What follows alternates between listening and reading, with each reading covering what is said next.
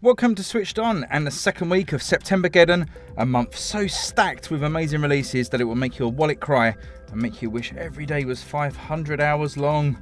My name is Paul and as always I'm here to take you through this week's new releases, sales and patches on the Nintendo Switch eShop.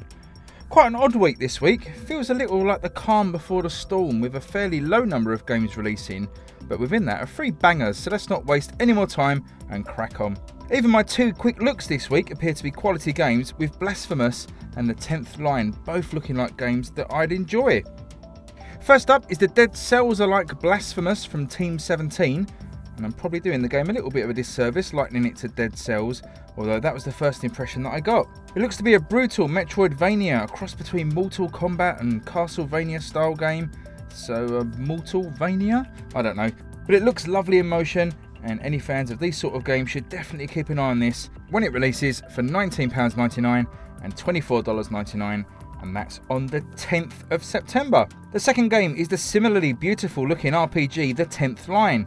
This looks like it mixes up a few classic RPG staples like exploration, turn-based combat, a skill-based system based on Final Fantasy XII, and also has a quick mode that removes most of the combat encounters to let players get through the game without getting stuck. This comes at a really nice looking price too of just £10.99 and $12.99, and I think any RPG fan should definitely be checking this one out.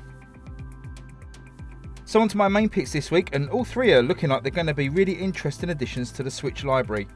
First up is the Lovecraftian action-adventure horror game The Sinking City. Developed by Frogwares, who are better known for their Sherlock Holmes series of games, and published by Big Ben. This looks to be an ambitious port of the game that was released on the PS4, Xbox and PC back in June. From looking around at some feedback of those versions, it seems it's a game that has its issues but has been praised for its story and investigation portions of the game, whilst combat and some performance issues have been complaints from players. Maybe this is one to wait for a review on, and maybe I'll pick it up and give you guys a what is on it, as I do love me some Lovecraft games. £44.99 and $49.99 for this one when it releases on the 12th.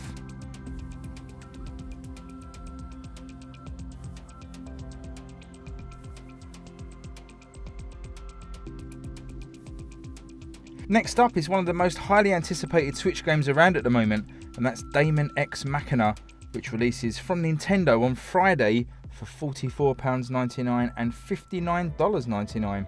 This third-person mech-based shooter has a couple of demos now, with the first being quite heavily criticised by fans, sending the game back to the drawing board in some areas, and a new supposedly improved demo was released during the most recent Nintendo Direct event.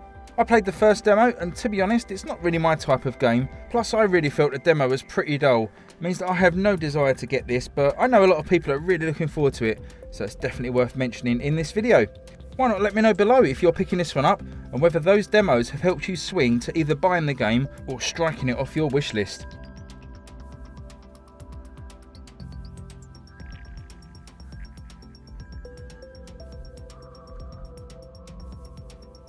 The final game this week I've picked out is Star Wars Pinball, which is also out on Friday from Zen Studios and costs an eye-watering £27.99 and $29.99.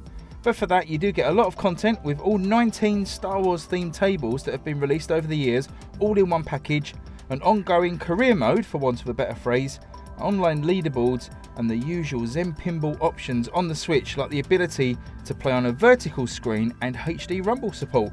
The higher price is very likely due to this game having a retail release, which I believe is the first time Zen have released one of their games on cartridge, so that's great news for collectors. The tables cover the entirety of the Star Wars universe, from 1977's A New Hope through to the Clone Wars cartoon show, right up to Rogue One, and even a table based on the recent Solo spin-off film. I absolutely love the Pinball FX series on the Switch. It's one of my most played games on the Switch. Throw in the Star Wars license, which also of course I'm a big fan of, and I'm going to be all over this one. Really hoping to get this for a review for the channel, but either way, definitely expect some content for this one coming during the week.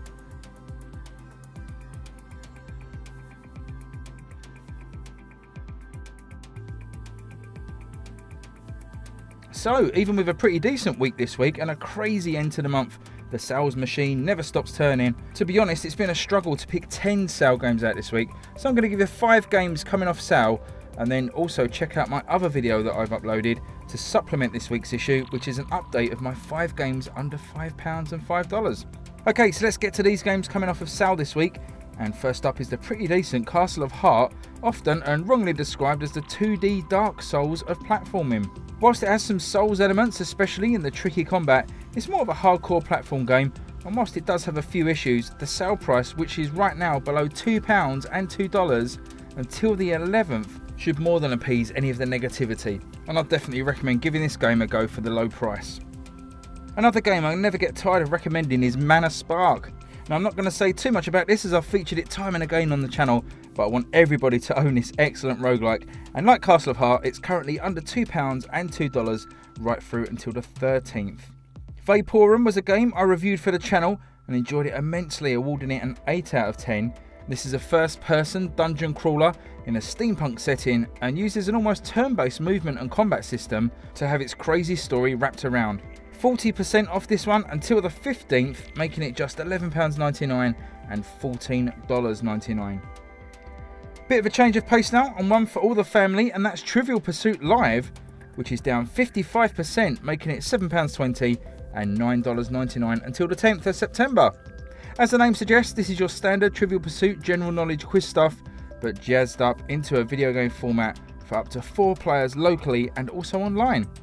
See, I did say I was struggling with the sales this week, although this game is actually a lot of fun. The final game I picked out this week is Dragonfangs, The Rose and Dungeon of Time, which I've looked at a few times in the past, but always felt it was a little bit highly priced for what I've heard about it. But at just £8.99 and $12.49 at the moment, I'm going to dive in. For what I understand, it's a grid-based roguelike dungeon crawling RPG with loads of stats, enemies and weapons, and that's ticked a lot of boxes for me right there. And as I say, I do intend to pick this up before the sale ends, and I'll try to get a what is video up on this as soon as possible to showcase it for those that are interested.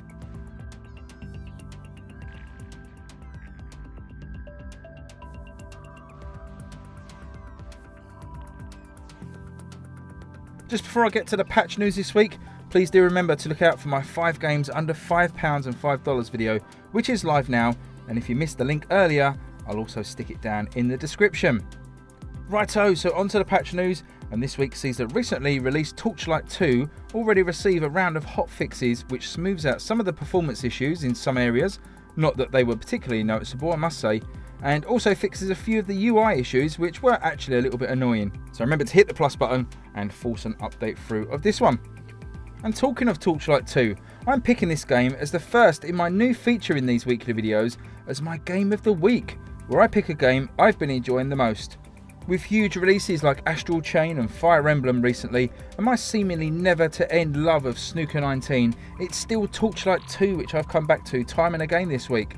Yes, I'm reviewing it, so that kind of means I'm obligated to put the time in, but sometimes when reviewing games you don't always feel in the mood to play them, but do anyways because you have to. But Torchlight 2 has been an absolute pleasure to keep returning to. This isn't even a sponsored video, like a good number of which I saw pop up for the game during the last week.